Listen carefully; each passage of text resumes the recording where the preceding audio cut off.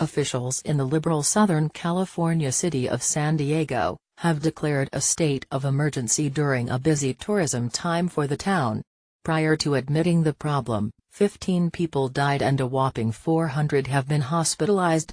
California is one state which has led the charge against President Donald Trump's crackdown on immigration, by deliberately giving illegals a sanctuary to escape to after crossing the southern border into the United States. The area also has a sizable homeless population, in part due to the extremely high cost of living. With the influx of new kinds of residents, they may have inadvertently invited in much more than a flood of new people, which Trump had warned about. San Diego did things their way and now are suffering what could be the result of that detrimental decision.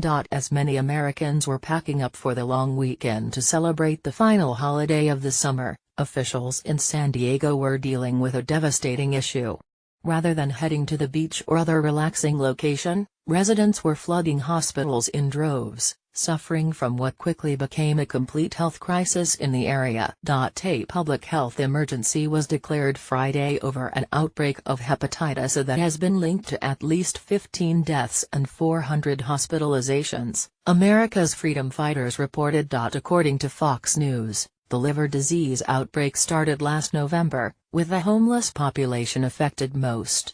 The emergency declaration will help the city access state funds and provide legal protection for new sanitation measures, the Union Tribune reported.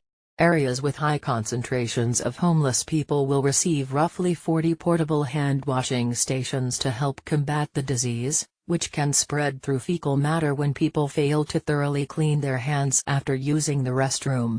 Crews also plan to use bleach-spiked water for high-pressure washing to remove all feces, blood, bodily fluids or contaminated surfaces, according to a sanitation plan outlined in a letter Thursday.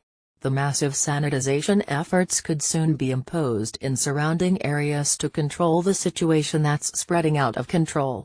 After previous vaccination and educational programs failed to significantly reduce the infection rate, and with death reports spiking in recent weeks, San Diego decided to mimic a campaign used in Los Angeles, which is home to tens of thousands of homeless, in an attempt to curb the outbreak, Fox News explained. While they aren't stating specifically who or which group of people started this, outbreaks of this kind are par for the course when unvaccinated people from other countries come in and bring diseases with them.